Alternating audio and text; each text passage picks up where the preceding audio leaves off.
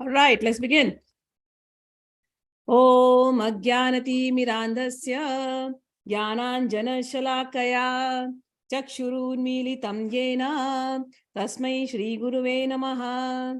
Shri Chaitanya manobhishtam sthapitam yena bhutale swayam rupah kadamayyam dadati swapadantikam vandeham Shri Guru Shri Yutpad Kamalam Shri Gurun Vaishnavamscha Shri Rupam Sagrajatam Sagana Raghunathanvitam Tam Sajivam Sadvaitam Savadhutam Parijjana Sahitam Krishna Chaitanya Devam Shri Radha Krishna Padan Sagana Lalita Shri Vishakhanvitamscha He Krishna Karuna Sindho Dina Bandho Jagatpate Gopesha Gopika Kanta Radha Kanta Namostute Tapta Kanchana Gaurangi Radhe Vrindavaneshwari Rishabhanu Sute Devi Pranamami Hari Priye Vancha Kalpadrubhyascha Kripa Sindhubhya Evacha Patitanam Pavanebhyo Vaishnavebhyo Namo Namaha Shri Krishna Chaitanya Prabhu Nityananda Shri Advaita Gadadhara Shivasadi Gaur Bhaktavinda Hare Krishna Krishna Krishna Hare Hare Hare Rama Rama Rama Hare Hare Namo Mahavadanyaya Krishna Prema Pradayate Krishnaya Krishna Chaitanya Namne Gaura Tvishe Namaha. All right, so we are on chapter 6, Dhyan Yoga, and let us just do some shlokas and then we'll get into the explanation of each and everything. Last time we have done till 15, but I'll read till 25 today and then we will understand everything. So Bhagwan started in 5th chapter itself about the meditation techniques, and he said about Paan Apaan. Praan means the ingoing air and Apaan means the outcoming air. Okay, so we have to balance that, and I spoke about a lot of pranayam techniques, but now we are getting into proper Vipassana technique. The way Bhagwan has written here, we will just follow that. Okay. On that technique, the one which is mentioned in Gita, many other techniques were developed, but we want to hear it and practice it the way Bhagwan has said. And the way Bhagwan has said, this technique is also called as Vipassana. Bhagwan, in our Hindu scriptures, we say one of the incarnation of Lord Vishnu or Lord Krishna is Buddha avatar. Bhagwan Buddhi came as Gautam Buddha. And so we are going to understand Sankhya Yoga from his last incarnation, in which he incarnated as Buddha to bring out these truths. So with that thing, we will try to understand this. Bhagwan spoke about prana apana. In Vipassana, there is a technique called Paan Apaan. What we say praan apana, in Pali they will say Paan Apaan. Paan Apaan. Same. So we only focus on the breath. No technique, no anulom, vilom, nothing. We only focus on the breath. How the breath is coming, how the breath is going, how the breath is coming, how the breath is going. How we like when the breath is going inside, where all it is touching on the walls of the nose, nostril. Then when it comes outside, where is it touching? In the beginning, our mind is scattered everywhere. But when we start focusing, because breath is so subtle, our mind will start get focused on the nostrils. Then the whole focus has to be on this triangular area, where the breath is coming in, where the breath is going. So the entire practice is for you to concentrate. So Bhagwan has said, prana apana samakritva means practice like this. Once your mind is settled, once your mind is peaceful, once your mind is calm, you will see that by it, both the nostrils, the flow is equal. You have not done any pranayam techniques here. No forcefulness of anything. But the moment the mind is settled, you will see that the flow is equal. So mind and your nose, they are connected. If you're too anxious, anxiety, you will see the flow is too strong. And when the mind is calm, the flow is calm, the speed is less. So both are connected. So here we are not doing any external pranayama technique. We are just watching our breath. Ingoing, outgoing, ingoing, outgoing, ingoing, outgoing in this area. This is first technique of Vipassana. Then there is other techniques. First technique, Kaya Upasana, Kaya Anupasana. Then comes Vedana Anupasana. Then comes Chitta Anupasana. Then comes Dhamma Anupasana. So in this Kaya Anupasana and in the first three techniques, there are other techniques that were developed. So first technique is to focus on the breath. The next technique, Vedana Anupasana, is to see your entire body and all those different things that is happening in your body. Like there will be, your body is having different feelings at different time. You'll feel different Vedana. Vedana is sensations. You feel different sensations at different time.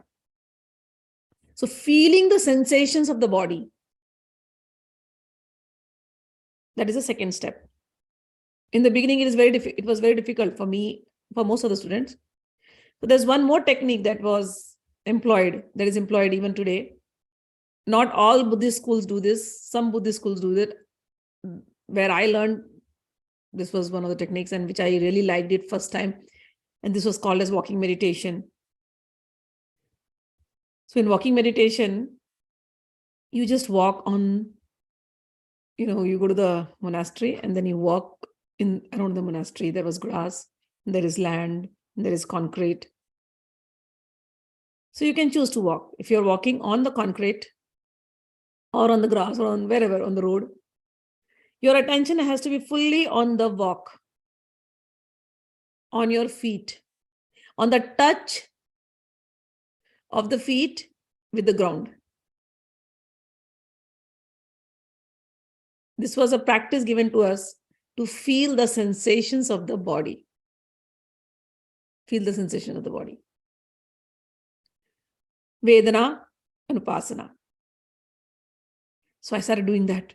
Because that was easy, because the mind is so restless, it has to be controlled. When there is no meditation on any god, any form, any mantra, nothing. First of all, you get tired only focusing on the breath. Now the sensation of the body, where do you feel it? It is not possible to do it. So this was one technique they taught us. Walk.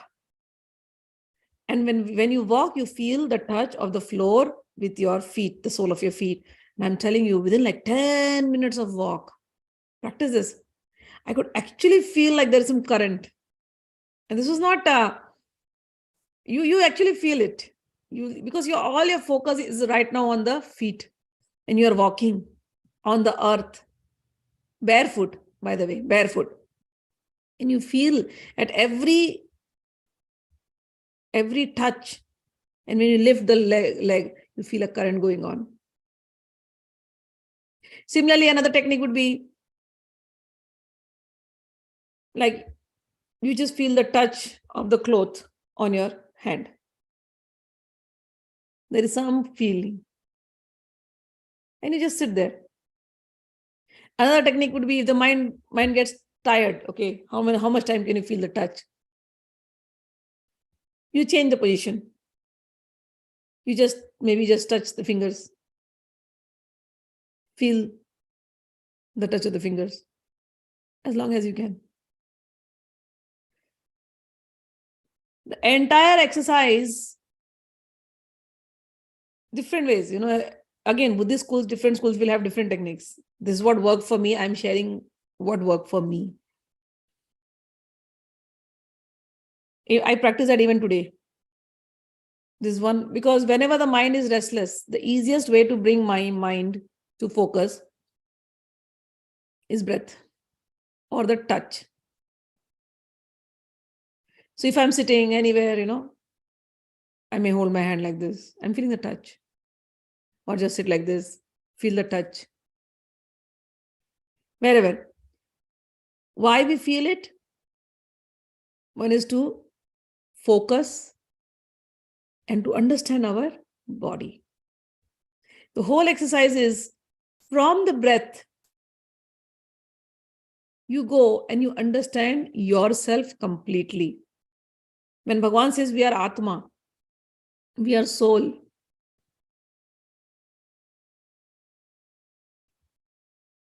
we actually go and feel what is that Atma all about. Now we are not memorizing anything. We are not going to give an exam on Bhagavad Gita. Oh, so many shlokas learned. Oh, passed with A grade. We are not giving an exam on Bhagavad Gita. We have started practicing. We have started living. Bhagwan now in Dhyan Yoga is asking us to practice, to live like this, the teachings. He didn't leave it there. He's teaching us the technique now. He just didn't give the knowledge. He's teaching the technique. So we are learning the technique.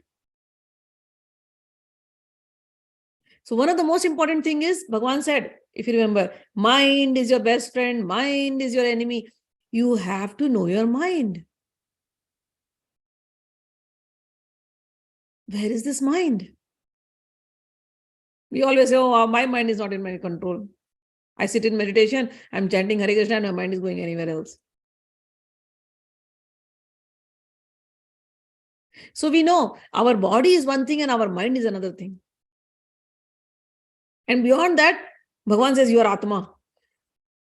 What is that Atma now? I don't know. I've never seen it. So this whole process of Vipassana, as we say, is to know yourself completely in the body, in the mind, and at the soul level, at your spirit level. If there is a thing called soul existing, you should know. What is the nature of the soul? You should know. Because that soul is you. You have been thinking this body is you. No. You're thinking the mind is you. Really? If the mind is you, then mind should be chanting. Mind is running anywhere else. So you sometimes feel mind is somebody else sitting in the head. Running somewhere else without... And we say, my mind is not running. Who is that my? Who is that my? When I say my mind, who is that my? Whom am I mentioning? My mind is not listening. My body is also not listening. Is it listening? My body does not listen to me. I always quote this. If my body was listening, I will just tell my body, don't feel tired. You should not feel tired. No, it just feels tired. I will tell my bones, don't hurt. No, my bones don't want to listen to me. They hurt. So when I say my mind is not listening, who is that my that I'm referring to? I'm definitely not referring to my body because my body is not listening. I'm not referring to my mind because my mind is not listening. Then who is that my? Who is me? Oh, I am the soul. How do I feel? If I am the soul, okay, that is my real identity. How do I feel it? What is the proof? The proof is your conscious. Oh, so consciousness, the consciousness is soul? Yes, the consciousness is soul. But you said it is in the heart somewhere. When the heart stops, then it dies. Yeah. So go to the heart and find out if it exists and what exists inside the heart or what exists in the mind. Go find it out. That is the whole process. That is the purpose of this meditation. Find it out. Do the dhyana. Find out your consciousness. Do the dhyana. Dhyana means meditation. And Bhagavan teaches 11, 12 slokas. I'll read till 25 today and then we will understand it. Bhagavan taught the method. Bhagavan said, to practice yoga, one should go to a secluded place, number one. And I've told you so many times, take a break from your daily schedule, at least on the weekends, for a few hours, go out from your family also, from whatever you're doing. Take a break. Go out and meditate where nobody will disturb you. It's just you alone in nature. Try to do nature. That's the best thing ever. Nature, when you go to the nature, half of your work is done. Your mind will become quiet in some time naturally. So to practice yoga, one should go to a secluded place. One should lie down, one should lay kusha grass on the ground and then cover it with a deer skin and a soft cloth. The seat should neither be high should neither be low. And yogis should then sit on it firmly and practice yoga to purify the heart. I told you the consciousness center is heart. So we have to purify the heart. We are not able to realize it now. So we have to know to purify the heart by controlling the mind. Purify the heart by controlling the mind. This is the technique. Purify the heart by controlling the mind. Purify the heart means purify your consciousness. How do you purify the consciousness? By watching your mind. Controlling the mind means my mind, when we say my mind is here running here and there, watch your mind. Let it not run anywhere. So control your mind, and the moment you control your mind, you will see your senses are controlled. So, and when your senses are controlled, your activities will be controlled. Fix them all to one point. Where do we fix? Bhagavan is giving here. In the fifth chapter, he had told fix here, but now he is given another hint here. One should hold one's body, neck, and head erect in a straight line and stare steadily at the tip of the nose. I told you last time, not cross-eyed. We focus on the breath coming in and out in this area. No cross-eyed. Close your eyes. If you cannot do in the beginning, try to focus like this. Okay? And then after a few hours of practice, you'll know. You'll be able to feel it. Thus, with an unagitated, subdued mind, devoid of fear, completely free from sex life, one should meditate upon me within the heart and make me the ultimate goal of life. So this is one of the meditation for the yogis. One was directly meditating and finding out. Another one is to meditate on him in the heart.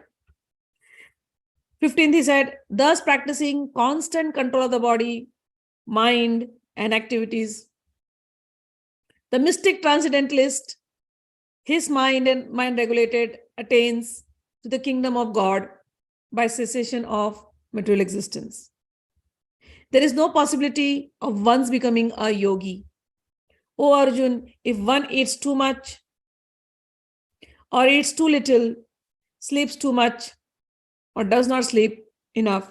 So Bhagavan has mentioned one more thing: eat properly, sleep properly. He who is regulated in his habits of eating, sleeping, recreation, and work can mitigate all material pains by practicing the system of yoga. So eat well, sleep well, and do some recreation also. Have some fun in life too. Bhagavan is given here. Recreation means have fun. So we have to know controlling our body, mind, senses does not mean stopping them altogether. It means using them in a balanced way. When we are doing yoga, we should know we should have some fun in life too. What happens when we hear all those lectures from the yogis and sadhus and everybody who are sannyasis? They'll give big lectures. Oh, you should just leave everything and be with Bhagwan and all those things. So many times we get carried away. Oh, I have to not look at the world. I have to just cut off my relation with the world. Bhagwan is not told like that. By living in the world, we see everybody as part and parcel of Bhagwan and we live like that. Do not feel too much guilty for having some little fun in life. Bhagwan has given it. Have it. Bhagwan's prasad. Enjoy it. Give it back to Bhagwan. Meditate and live happily with everyone around you. The balanced way of life. Arjuna, so much time he was like, should I fight? Should I not fight? Should I fight? Should I not fight? Bhagwan nowhere said, Arjuna, I understand your problem. Yeah. I understood. Leave it. No point fighting. Nowhere is he saying that. Fight. So when we are living in the world, we have to pray and we have to enjoy the world too. But too much enjoyment of the world is not good. Similarly, too much of this thing is also not good. Getting like cutting off from the world. And no, Bhagavan is not talking like that. Balanced living. Bhagavan goes on saying 18th, Yada viniyatam chittam atmani evavatisthate nispriya sarvakamebhyo yukta iti uchyate tada. When the yogi, by practice of yoga, disciplines his mental activities and becomes situated in transcendence, devoid of all material desires, he is said to be well established in yoga. Then 19th Shloka, when your mind, is well settled, one thing that you will notice is your breath is flowing properly. And second, what he's saying, 19th Shloka, Yatha Deepo Nivatastho Nengate Sopama Smrita Yogino Yat Chittasya Yunjanto Yogamatmanaha. As a lamp in a windless place does not waver, so the transcendentalist whose mind is controlled remains always steady in his meditation on the transcendent self. What happens then? He goes to a stage called Samadhi. When the mind is not dwindling at all, Samadhi means wherever the mind is, it is settled. Samadhi. What happens when he's in Samadhi? Shloka number 22-23. Yatro paramite chittam niruddham yoga sevaya yatra chaivatmanatmanam pashyannatmani tushyati sukham atyantikam yattad buddhi grayam ati indriyam vetti yatra na chaivayam stitaschalati tatvatah yalabdva chaparam labham manyatenadikam tatah yasmin astito na dukkhen gurunapi vichalyate tam vidya hu dukha sanyoga vyogam yoga sangitam. In the stage of perfection called trance or samadhi, one's mind is completely restrained from material mental activities by practice of yoga. This perfection is characterized by one's ability to see the self by the pure mind. See the self. In Samadhi, one is seeing the self. Self means herself, that self, no, myself, himself, myself. Self means myself. Okay? What is that myself? Again, I told you, you have to find out who that myself is. Not my body, not my mind. Then who that myself is? Who that self is? The pure mind, and to relish and rejoice in the self. In that joyous state, one is situated in boundless transcendental happiness, realized through transcendental senses. Established thus, one never departs from the truth, and upon gaining this, he thinks there is no greater gain. Being situated in such a position, one is never shaken, even in the midst of the greatest difficulty. This indeed is actual freedom from all miseries arising from material contact. 24-25. One should engage oneself in the practice of yoga with determination and faith and not be deviated from the path. One should abandon, without exception, all material desires born of mental speculation. One should abandon all material desires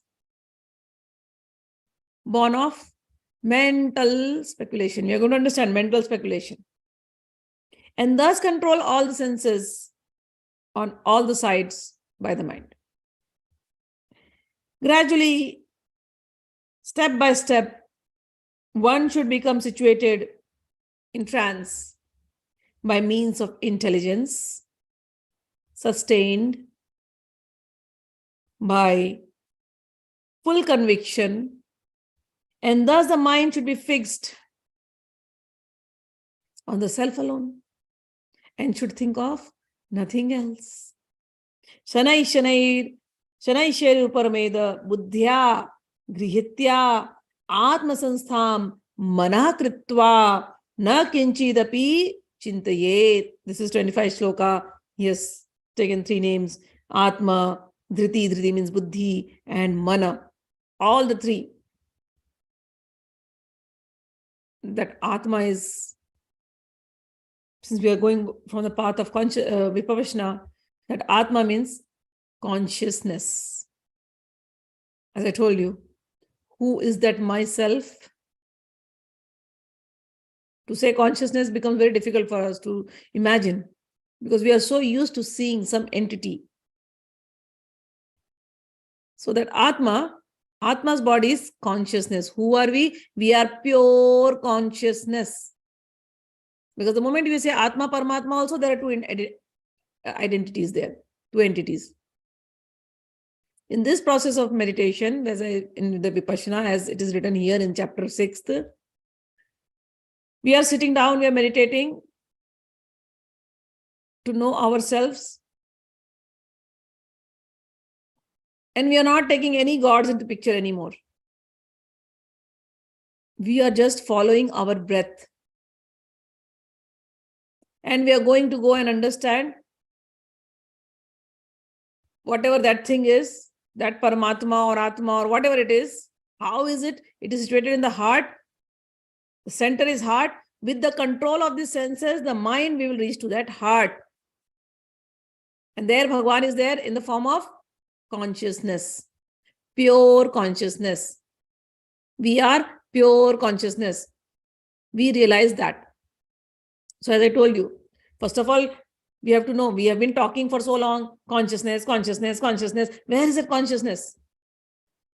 Everything is conscious. Yes, I know I'm conscious because I'm awake, I sleep. When I'm sleeping, what happens to the consciousness? Where is it? Where does it go? Oh, we are in the subconscious mind.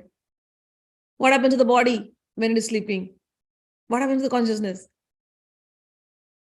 And how is this consciousness working in us? Is the consciousness making us work? Yes, it's the consciousness making us work. Where do we feel the consciousness? The consciousness we feel in, when you see, like physically, we feel in these 5 parts: eyes, ears, nose, mouth, and our skin. In physical terms, we feel the consciousness in these 5 parts. And then there is one thing which is inside. That is called as mind. So our mind is also conscious.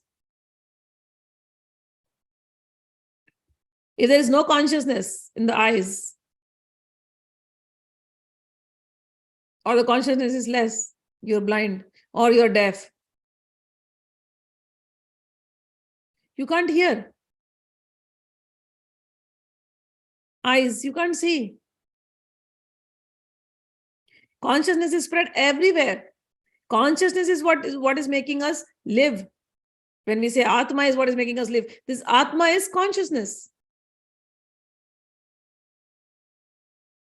And it reflects as the mind. And we say, oh, sometimes we don't know how to express it. So we say the mind is what is making us the work. So how is this whole system working? So first we have to feel the consciousness. So to feel that consciousness, as I said, we have to feel the sensations. Once we feel the sensations, then we know, okay, this is conscious. Till now, we were having it, but we never focused on feeling it. We were taking it, of course. We are breathing. Everybody is breathing. We never focus on the breathing. We are conscious. We are walking. Everybody is walking, of course. How are we walking? We never focused. We are listening.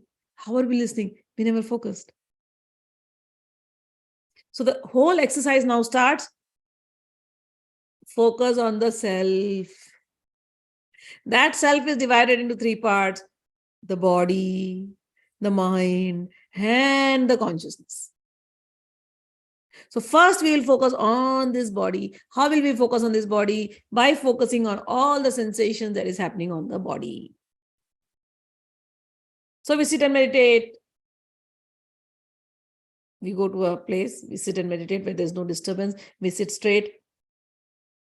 So first part of the exercise is focus on the breath. Once that breath focus is done, then we go on feeling the sensations of this body right from the head to the toe, and then from the toe to the head. Every portion of the body you have to feel. And you have to feel in one order. Don't change the orders. So within 10 minutes, you start from your head, each and every part. Here, here, here, here, here, here, here, everywhere, every part you feel. You go till the toe. Then start from the toe, then the feet, then the shins, then the knee, then the thighs. Then you come abdomen, stomach, abdomen. You come up, chest area. You feel your hands, fingers, everything. In the beginning, it feels, what is this exercise? But this is the exercise to know yourself. Till now, we were trained to see Bhagwan everywhere outside, go to the Murti, do something. Everything we were doing outside, externally. Because our eyes are trained to see external things. But here, nothing external. Seeing internal. Seeing ourselves. There's one word called darshan. Darshan means to, there are two meanings of darshan. One is to see. We go to the temple to have darshan of Bhagwan. One darshan means philosophy. We are reading the Bhagavad Gita. So this is the Gita darshan. We are understanding. Gita is showing us something. So we are understanding the philosophy darshan. But in this path, now we have to do darshan of ourself. Till now, we were not seeing that. We were seeing ourselves in the mirror, but that's about it. But who am I? I don't know. I myself don't know. Now we start feeling, now we start having darshan. So when you go to darshan, one of the rituals that is taught is to look at Bhagwan from the feet to the head, from the head to the feet. One of the way to darshan, is like that. But here, there is no external God anymore. There is no external Murti anymore. So whom are you going to do darshan? You are the Murti. You are your own deity. You yourself. So the mind, which was going externally now the mind is only focused on yourself, because we have to meditate on the self. So who is that self? Externally, it looks like this body is the self. Okay, let me meditate on this body. Let me see what is there in the toes. Let me see what is there in the feet. I feel it. Let me see what is there in the shin. I feel it. In my calf. I feel it. For 2 minutes, you sit everywhere. In the knees. I feel it. In the thighs. I feel it. Go up. Sometimes it will happen, you're not feeling anything. You come to the stomach, you come to the chest, you come to the hands, come to the neck, come to the cheeks, come to the head, and similarly go in the back. In the beginning, you may not feel anything. Oh, I'm not feeling anything. So you continue sitting and we'll say, You're not feeling anything?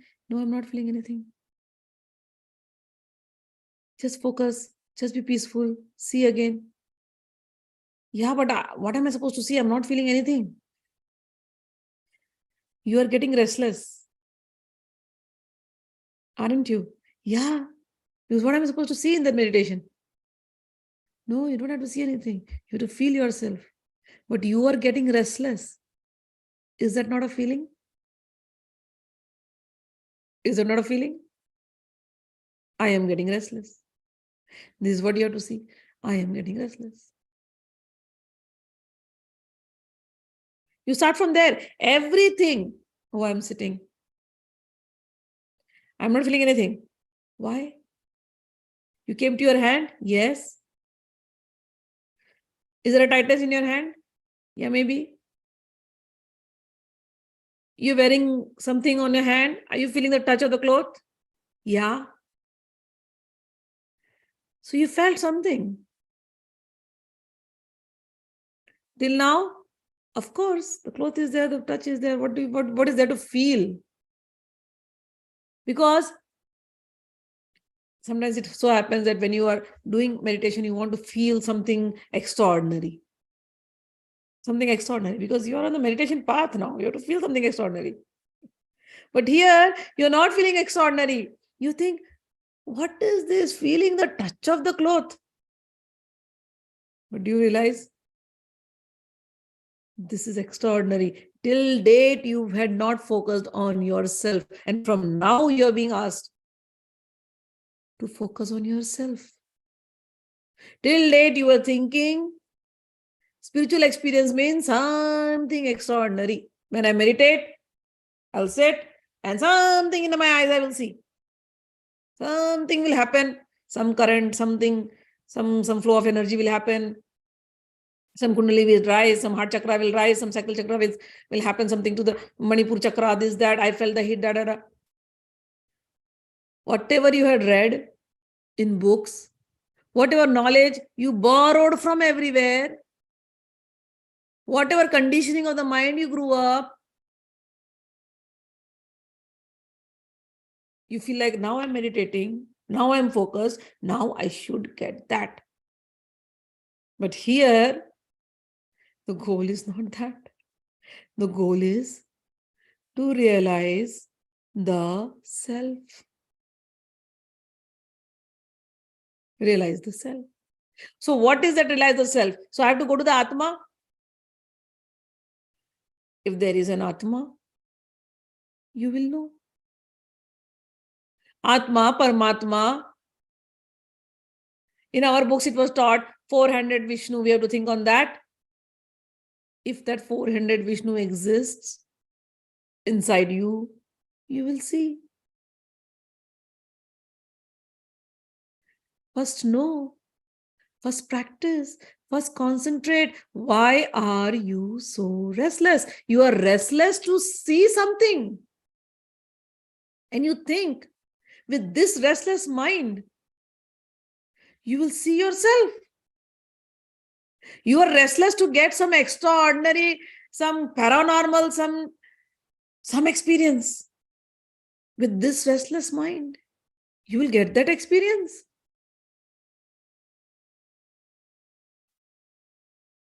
Practice.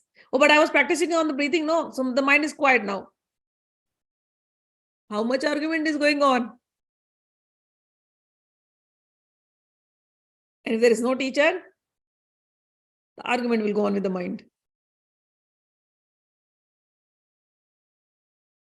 The whole focus, first know to go beyond these restless thoughts, these restless desires, so there are many desires. Some people are desiring only, they pray to God only for material desires. That is smaller. That is also okay. Then people get into the spiritual path for higher desires, supernatural desires. Again, there is still time. First learn to be peaceful. First learn to be peaceful. First know who you are. First know the structure of the body. Even when we practice Patanjali Yoga, Dhyana, Dharana, Pratyahar, then comes Samadhi. But before the Dhyan, all those things have to be done, right? So here in Vipassana also, same way. Know the self. So we start feeling, okay, now I understood so much lecture, good lecture. Now let us feel the self. I understood. The mind has to be peaceful. Now feel the self. Okay, my hair is there. My hair is falling. I feel something here. Okay. Then I go on sitting and then I think, okay, I don't feel anything here. Nothing here. Maybe some heaviness. Go down. Maybe some pain in the bone. Go down, go down, go down. Keep practicing. Go till the toe. Then go from the toe to the up. Oh, I feel some current right now. Some vibration. Some chillness at some part of the body. I feel some heat at some part of the body. So many days, you're only feeling the sensations of the body. It might sound very boring in the beginning, very boring, and your mind is so tuned to run away. Because mind what? Give the mala, it is chanting and it is going everywhere. You're so tuned to, and you're so tuned to moving your body. In mala, we are moving our fingers, right? So you're still, there is something, you're able to fidget. But here, no fidgeting, sitting and focusing. Yeah, I notice this. I am just a witness. I am not going to react. And if there is nothing that I notice, I didn't notice anything. Whole practice is to go to that point of peacefulness. You're not expecting anything. If something is there, it will appear. You will experience. Somebody has written something in the books. It was their experience. Somebody said Bhagwan is Paramatma, Bhagwan is Atma. If it is there, I will feel it. I will see it. Oh, that Bhagwan is like Krishna. If he is there, I will see it. Oh, she is Tripura Sundari. If she is there, I'll see it. Here, we first have to focus on the self. Self. Who am I? Who am I? So first you start seeing this body, and then you realize after some time you might feel pain, and you will see that whatever the sensation is arising in the body, it comes, it goes. You felt heat somewhere, it will come, it will go. For me, every time I would start a meditation, 15 minutes, my nose has to itch for some reason. It is even today. If I sit 15 minutes later, I want to itch my nose. From where that itching is coming, God only knows. There's nothing that is going to bite, but that itch is there. So when I used to meditate, that itch, but you cannot fidget, you cannot move your hand, you just sit. If the itch has come on the nose, your focus is on that itch. And you see that after some, it will itch, and it will go to its like peak. And you want to itch, but you just hold it, tiksha. And after some time, you'll see the itch is gone. What happened? It came, it went. Similarly, when you are coursing through the body, okay, you do it multiple times, 10 minutes for one round, and then again come back and then go back. Do it multiple rounds till 1 hour. Practice. And whenever you get time, throughout the day, whenever you get time, practice, feel. If you're sleeping on the bed, feel the touch of the bed with your body or touch of the surface. Whatever you're doing, feel it. Feel yourself. Anubhav. Experience yourself. If you're driving, you feel the touch of the steering wheel. Feel it. So, feeling yourself that you are present. Your body is present and you are present and you are aware. This is how you increase your awareness in sadhana. So for me, another problem used to be when I used to sit for a long time, I used to get pain in my knees. 45 minutes and the knees will start paining. So when we do other sadhanas, we can spread our leg, we can get up. But here you cannot. If you have decided 1 hour, you have told your mind 1 hour means 1 hour. You cannot get up. So 45 minutes later, the knees are paining and you just want to literally get up and you're like, when will the alarm ring? And those 15 minutes will feel the longest time. Like, but the alarm is not ringing. You want to just open your eyes. You just want to open your eyes. And if you're in a group meditation setting, it is very frustrating because you open your eyes and there are some really champions who are like close their eyes and they're still meditating. And here you feel so stupid. My God, why did I open my eyes? I'm getting so restless. Everybody's so peaceful. And you're waiting for that, the teachers to just stop the meditation. That pain used to go on and you're restless. So how do you handle pain? In this kind of meditation, you watch. So my teacher told me, where is the pain? Where is the pain? Like in the knee. Where in the knee? In the knee. Where in the knee? Is it in the skin? No, not on the skin. It's inside somewhere. Or in the flesh. No, not on the flesh. Somewhere inside. Somewhere inside in the bones. Oh, no. In the joint. Where in the joint?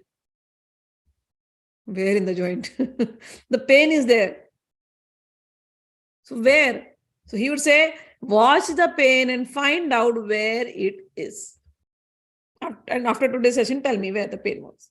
So then I started watching the pain. And I knew 45 minutes later, the pain is going to come.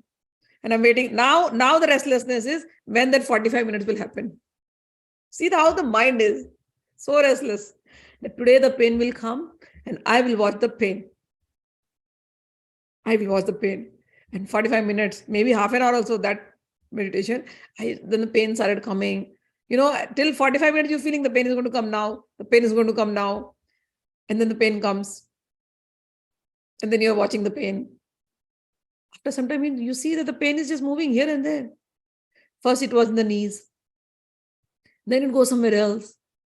And after like 10 minutes, the pain vanished. There's no pain.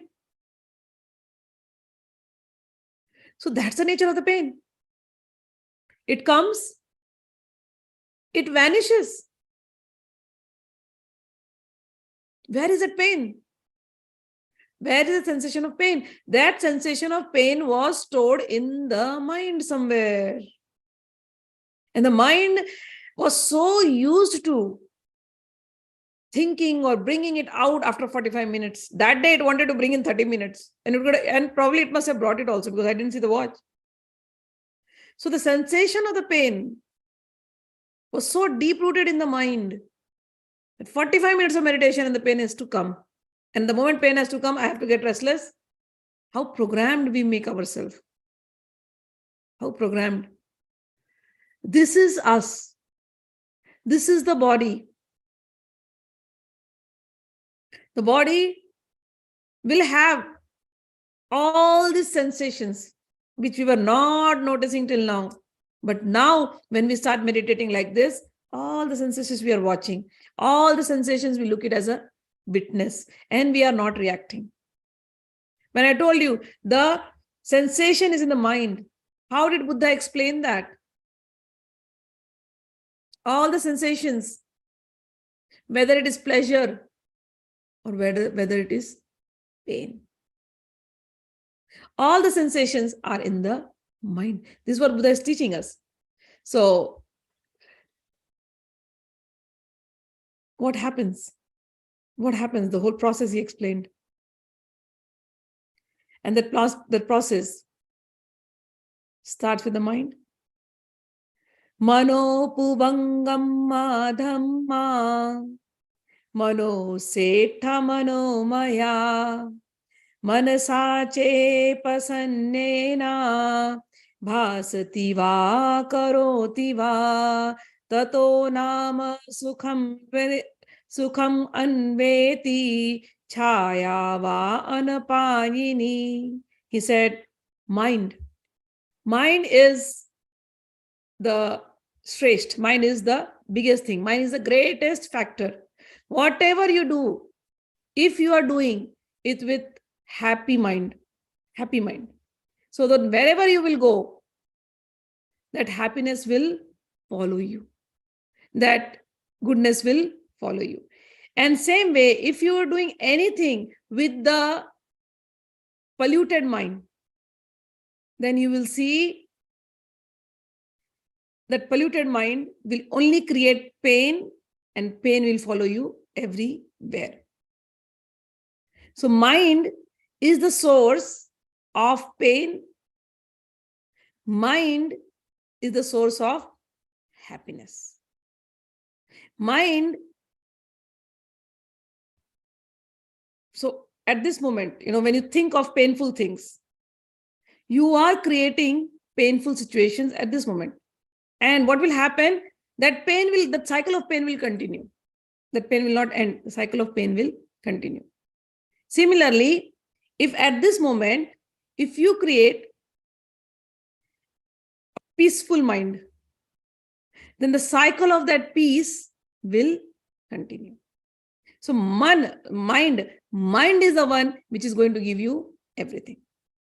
So the sensations of pain, as we said, my leg was paining, everything. Sensation of pain is in the mind. Sensation of happiness is also in the mind.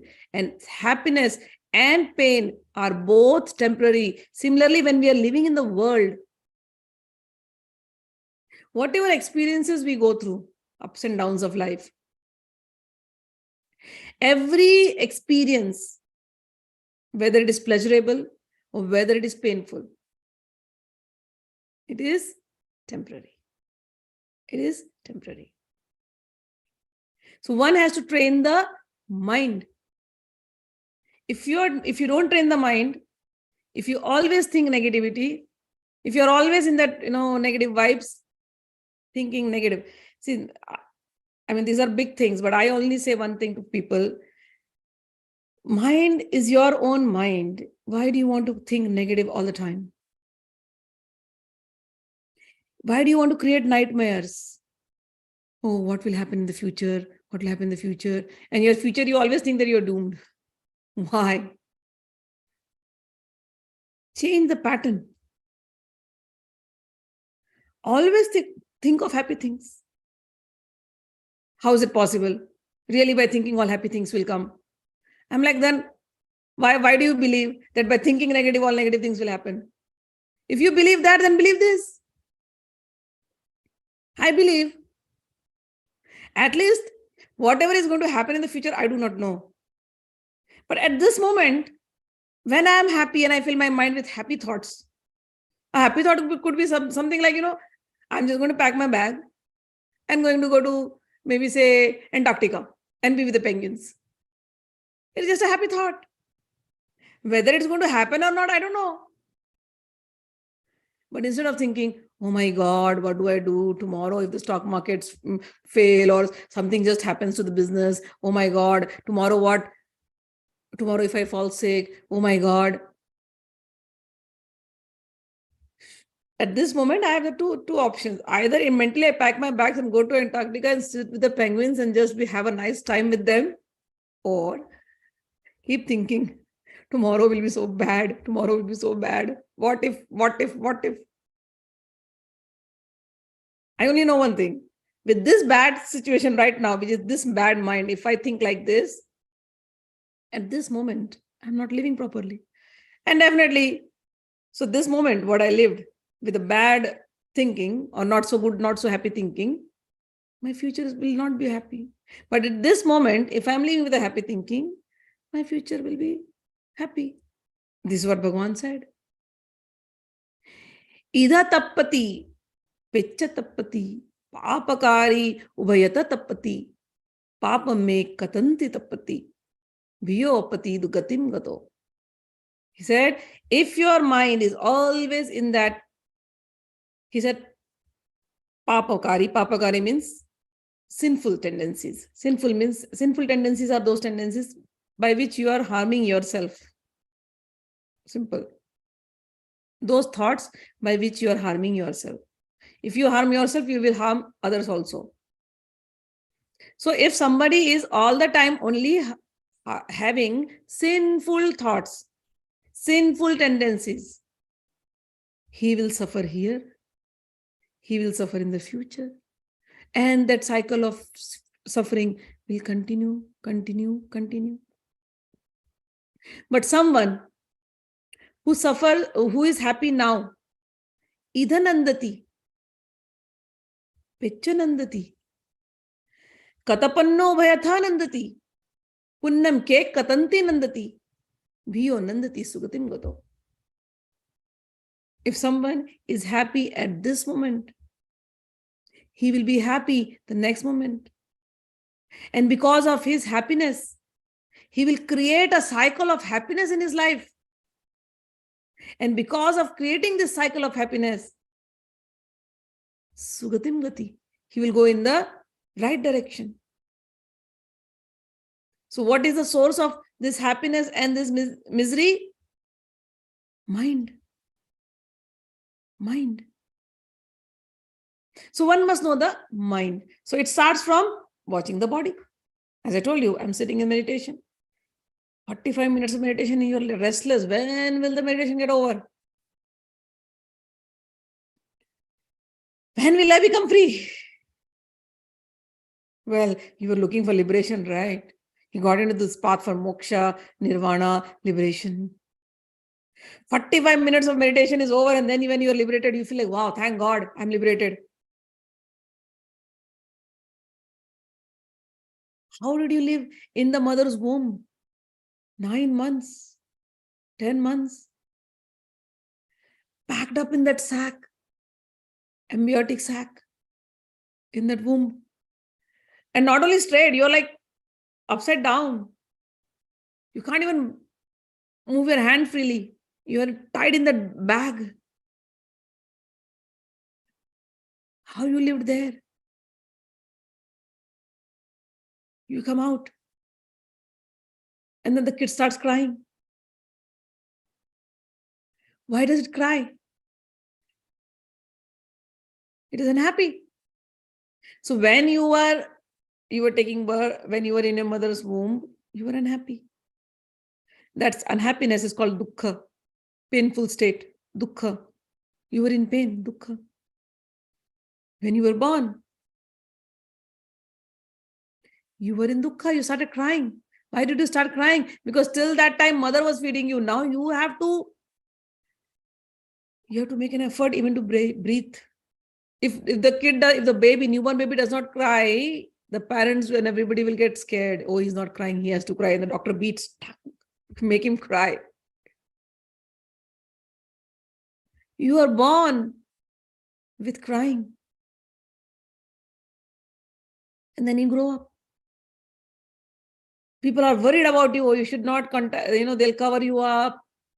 You should not come in contact with normal people for 40 days. The small baby, they take care because bacteria are there. They'll attack the baby. A lot of purification things happen. And he must not get any disease. So when you were born in your mother's womb, you were in Dukha. When you are coming out, you were crying, you were in Dukha. Dukha means pain. Then you lie down on the bed, helpless, in your own pee, in your own poop. If the mother does not clean the diaper, you are in that only. You are bitten by the bugs, insects. You just cry. You can't even express. Vyadhyapi Dukha, you fall sick. You drink mother's milk and you vomit. You have loose motions. You grow up, sickness follows you everywhere. So birth is sadness. Birth is painful. Sickness is painful. Disease is painful. Old age, then you go to old age. Old age is painful. And then you're going to die. Death. You think death is very nice? Let me tell you, when you die, in our books it is written, it appears that millions of scorpions are biting the person who dies. That's how terrible the pain is. Bites of millions of scorpion. And who wants to die? Even though the body was suffering from birth to death, the body is suffering. But who wants to die? Nobody wants to die. You think this is pleasurable position. So dukkha, this pain is everywhere. You're thinking this is pleasurable, but this is pain. Till death, it is pain. Whatever things you wanted in life, if you got it, you thought this is pleasure. Wow, I got it. You loved somebody, you got the response from that person. You want to spend life with that person. Wow, life is beautiful. After some time, some misunderstandings happen. Why did I get this person in my life? I wasted my life on this person. So anything that you like, if you get, you are happy. If you dislike, you are unhappy. That is painful. That is misery. Whatever you desire, if you don't get that, still you are unhappy. So you see that the pattern of pain, of suffering, of being miserable is continuing. Where is that misery? Where is that suffering? 45 minutes of sitting, you felt, oh my God, I was suffering. And as I told you, the suffering was not in the knee. I could not even figure out where the suffering is. The suffering was in the mind. Same way, same thing. Gautama Buddha, he went and he sat down under the tree in nature and he started meditating in this thing called suffering. One thing is common: suffering, pain. One thing is common. And then he said, briefly, in summary, he summarized it. Sankittena panchopadana khanda dukkha. He said, in summary, there are 5 things, 5 clinging, 5 types of clinging, 5 aggregates of clinging. Pancha upadaan khanda. Upadaan means clinging to something, craving for something. Pancha upadaan khanda dukkha. So this miseries arise, they cling, the source of misery, because dukkha is there. We understood. Pain is there. We understood. Where is the source of the pain? Where do you find them? The source of this pain will cling at 5 main parts, 5 places. The first place where it will cling will be the body.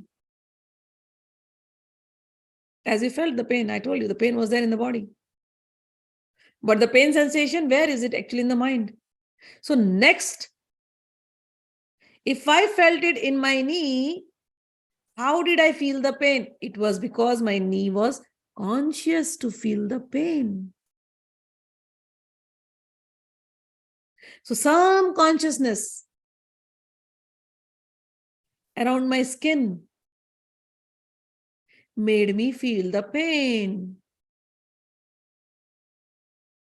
So this was the first part where pain is clinging. That is called as rupa khanda. Rupa khanda. Rupa means this form. Somewhere or the other, the pain is there. Then you go beyond. I felt the pain because I was conscious. What happened when, after being the witnessing the pain, what happened? That I could not feel the pain. What happened? And where was the pain? It was not in the knee. It was in my head. It was in my mind. So how did that travel there? How did the consciousness travel there? So dukkha, the pain first traveled somewhere else and now it is in the head. So pain, dukkha is traveling. So in 5 skandhas, when he says Panch upadaan khanda, 5 aggregates of clinging in these 5 places. So first was this body. The next part, as you say, the consciousness. Consciousness. So where is this consciousness? Shadayaitan means our whole body, skin is conscious, ears are conscious, ear consciousness, eyes consciousness, nose consciousness, mouth consciousness. These are the places where from where the pain we feel out, external pain. So this process was explained. I'm going to explain, probably I've explained in this class, I'm not sure. So the next part is a consciousness. It is called as Vijnana. So next khanda is Vijnana. Next part is Vijnana. 5 aggregates to clinging. First is the body. Second is the Vijnana. Vijnana means consciousness. First is the physical body. Then consciousness. So my ears have a Vijnana. My ears are conscious. What happens when somebody tells me wrong words? Bad words, abuses me, hurtful words. My consciousness took that sound vibration, and in my inside, I have a thing called Buddhi, intellect. That Buddhi is analyzing, evaluating. So my consciousness, some words went inside. My Buddhi said, evaluated it, and it said it is painful. Pain, pain, pain, pain, pain. That evaluation, now there is another thing called mana. Mana means mind. Mind started reacting. Mind gave reaction. So Panchakhanda, when I said 5 parts, 5 aggregates, so the body, the consciousness, here the response, the evaluation, Sangya, the reaction, Vedana. So after that reaction, okay, this is bad, this is bad, this is bad, this is bad, this is bad, this is painful, this is painful. I went down again, and then I don't want it, I don't want it, I don't want it. It created one seed of hatred or aversion. It is called dvesh. That seed went into my consciousness. That seed is called sankhara or conditioning. As we say, mind is conditioned. Some people are very conditioned, preconditioned in their head. Some people have fear of heights. Fear is conditioning. Some people are very emotional. Emotions are conditioning. Conditioning of the mind. Now you understood the cycle, how the mind got conditioned. See, this is a science class, okay? Now, it starts from the body. Consciousness, then it goes into the consciousness. So, Rupa Khanda, Vijnana, Sangya, Vedana, and then Sankhara. Sankhara means reaction or conditioning of the mind. Sankhara, conditioning of the mind or the reaction. This reaction, what we carry, are of 2 types. If something good is happening to us, we have good reactions. We have good reactions. So good. So that is called a rag. Rag means attachment. If something bad is happening, we call it dvesh. So rag and dvesh. Attachment and aversion. Attachment and aversion. These things are going continuously. That attachment that you call rag means something which I like. Which I like is rag. Which I dislike is dvesh. So one may question, if I like something, I must not be dukhi. I must not be sad if I like it. Yes, if you like it, you should not be sad. But there is always a fear attached to it. Whatever I like, what if it goes away one day?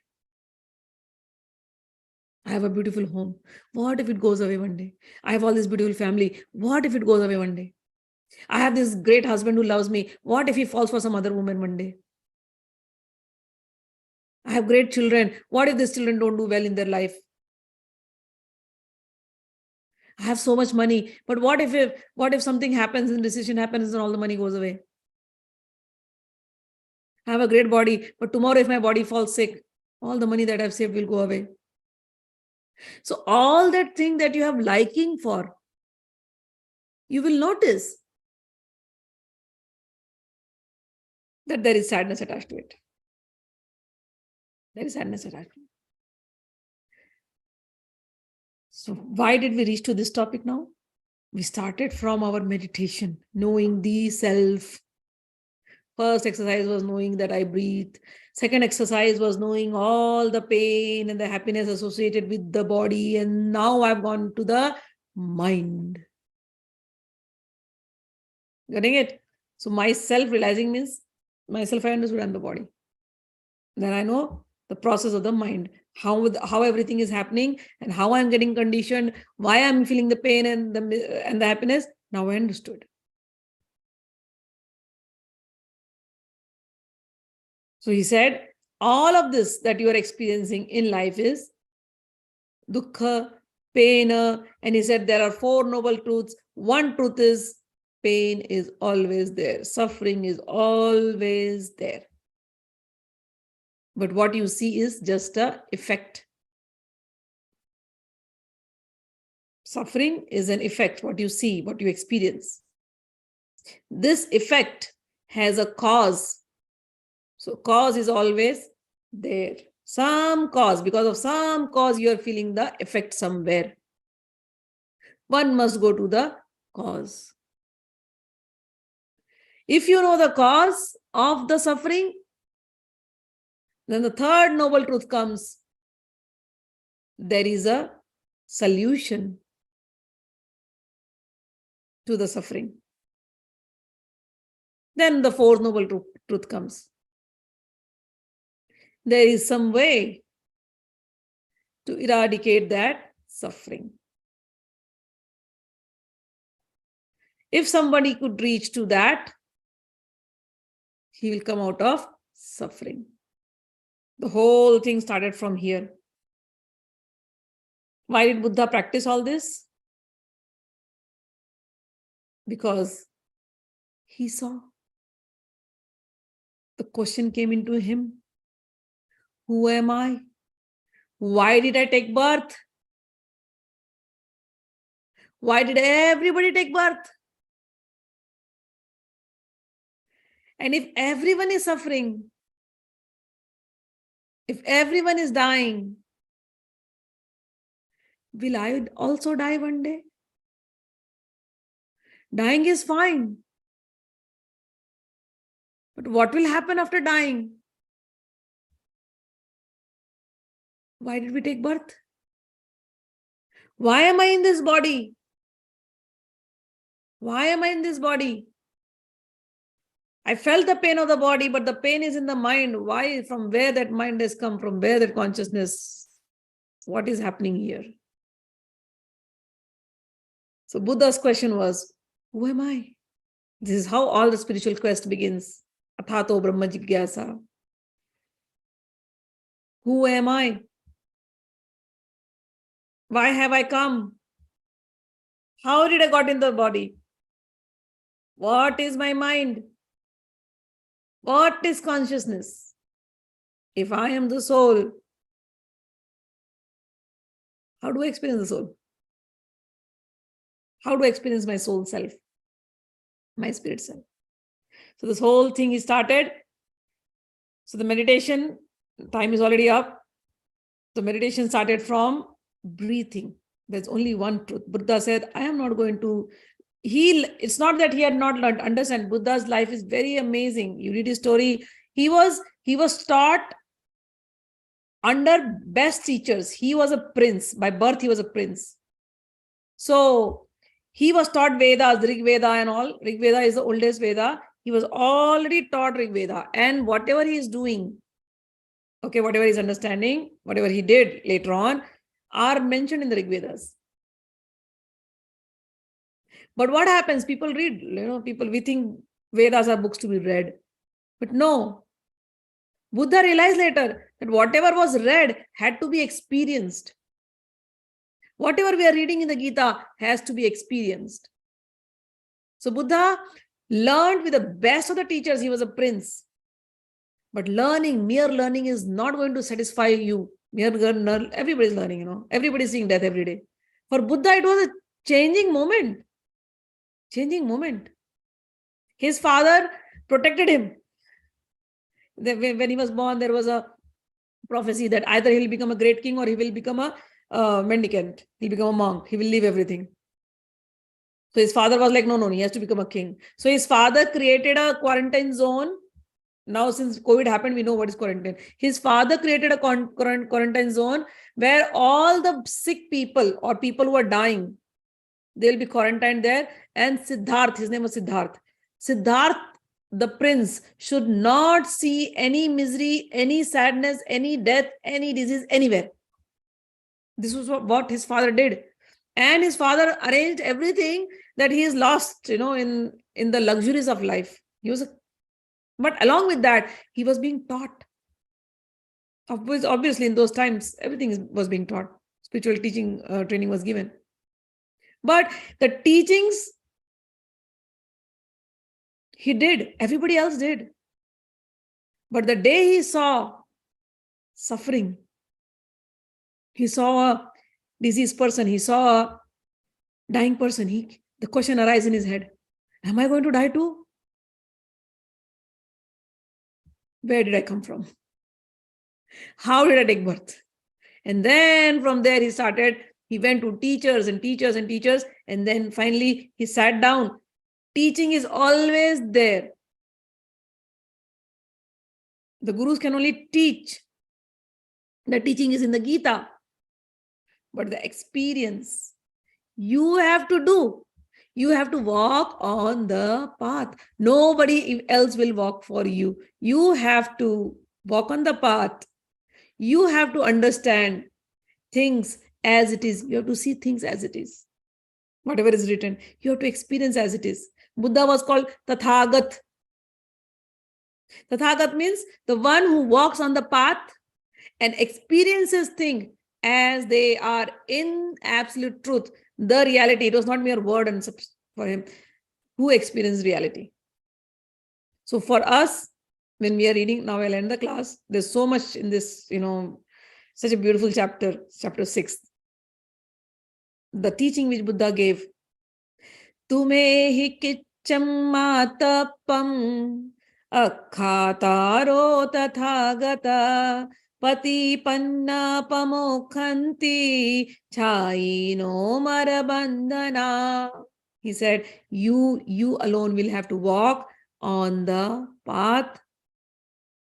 Daily you walk, you practice, and see the reality as it is. The one who sees the realities as it is will go beyond Maya, will go beyond illusion, will go beyond the cycle of misery, will go beyond the cycle of life and death.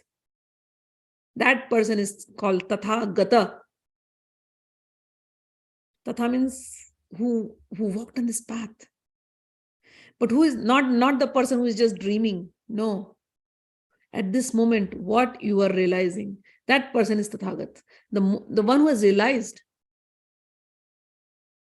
It's not something in the past. When we sit to meditate, as I told you, working with your mind. The mind, and you will see the mind either sits in the past or thinks of the future. Either creates painful stories or hurtful stories or fearful stories. In this path, there is no past, there is no future. At this moment, what am I feeling? If I felt something, I eradicate it. This is the path.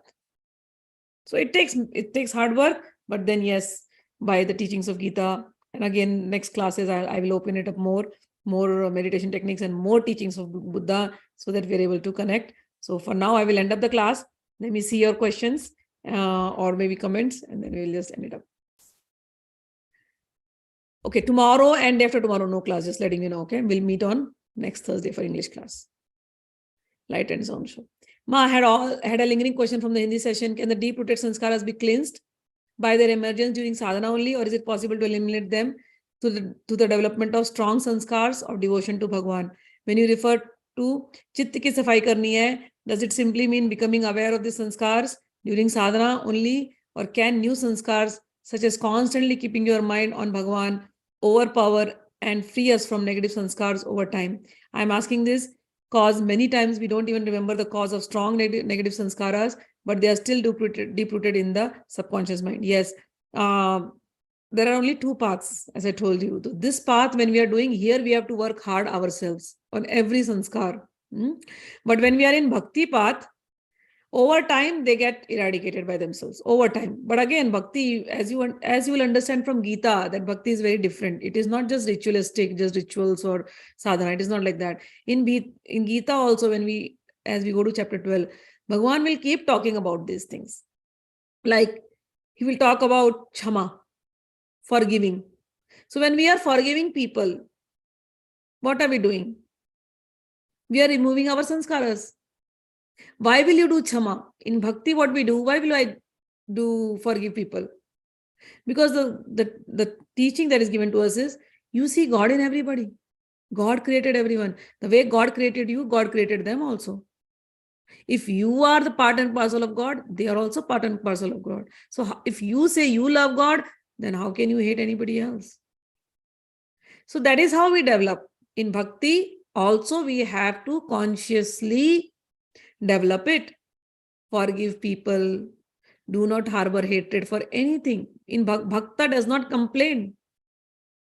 Bhakta does not even sit for washing of his sanskars, because Bhakta truly realizes whatever situation I am in, it might appear painful, but it was my karmas. I did it out of ignorance. And my Prabhu and my Bhagwan has put me in this situation to help me come out of that karmic suffering. Bhakta does not complain. He does not sit, but Bhakta realizes this very well. Whatever situation, good or bad, or whatever attachments I have with people, whatever hatred I have with people, everything is because God is there. Bhakta will say, I love everybody because God loves everybody. I don't hate everybody because God is in everybody.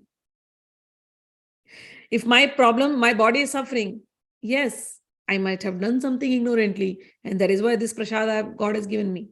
If I'm having good days, yes, I might have done some good karmas. Because of that, I'm getting this. He does not complain. So Bhakta's situation is also the same, but at the same time, his attention is not on cleansing of some samskaras. His attention is completely on Bhagavan and enjoying that joyous relation with him. And he forgets his suffering completely. If you have a good partner in life, you will forget your sufferings. I'm telling you, that is how it is. If we go through ups and downs, but if you meet somebody, good person in your life, a good friend or good, something with whom you can share, you forget your pains. When you have somebody, good family support or anything around you, you forget your pains. Same way for a bhakta, he does not remember his pain because he's enjoying that moment with God. He's not working and sitting on sanskaras. He's enjoying every moment with God. That is what Bhagavan Buddha also told. If you are enjoying this moment, then every future moment will be enjoyment only. So Bhakta is not sitting and working, I had negative sanskaras, no, let me, I might have done something in the past. Done. From now onwards, it's me and God. I hold God's hand and I will go. And Bhagavan says, don't worry, I'm there to take care of you. So Bhakta's thinking is very different. A Sankhyogi's thinking is very different. Bhakta is connected with feeling. Sankhyogi, he analyzes. And then he has feeling. It's not like that he doesn't have feeling. When Bhagavan Buddha, when he went to the analysis and he experienced that thing, but when you have to come back in the body, right? We have to come back in the body. We cannot be in that state all the time. When we come back to the body, we have seen the truth. Then this body is going to go away. And then you want to do the best with this body. Till now, you are wasting the body. But after realization, you will not waste your body. You will not waste your bodily energies. You will not waste your time. You will want to do the best. After realization, you don't want to be upset. You will never be upset. For what? Everything is temporary. That's the true state of mind. So always in happiness and always doing the best thing. For Bhakta, Bhakta is always happy because Bhagwan is there. So he's in a love affair. So people who are in love, they forget the pains of the world. Like Mirabai, she left her home. Such a big thing. And people thought maybe she's in pain. She was not in pain. She was happy. The Rana sent her poison. She had the poison also, but she's still happy. She didn't go and complain, oh, what did Rana do to me? Their attention, Bhakta's attention is never on the pain, is never on the happiness. His happiness and pain is only Bhagwan. That's it. All the pain is if I don't see Bhagwan, if I forget Bhagwan. All the happiness is when I remember Bhagwan, when I'm in love with him. So Bhakta's mindset is very different. So their sanskaras, Bhagwan is taking care of their sanskaras. Finally, he is the one who created. No, Bhakta always thinks he created the world. He can do anything. So Bhakta doesn't, no complaints, no working out on sanskaras. But yes, when we are on the path, we don't hurt people because we see my same God in everyone. Nij Prabhu mein sab jag jana. I saw my Prabhu in everybody. Whom do I hate? Got it? That's how it is. So understood? All right. Bhakta is mast. Yeah. So, all right. Okay. So we'll end up the class tomorrow and Saturday, no class. We will see you on Monday. No, Hindi class is on Monday. Okay. Jai Shri Krishna. Hari Bol. Thank you, Ma. You're welcome. Hari Bol. Thank you. Enjoy Thank you. yourself. Thank you. Thank you very much. Welcome, Namaste.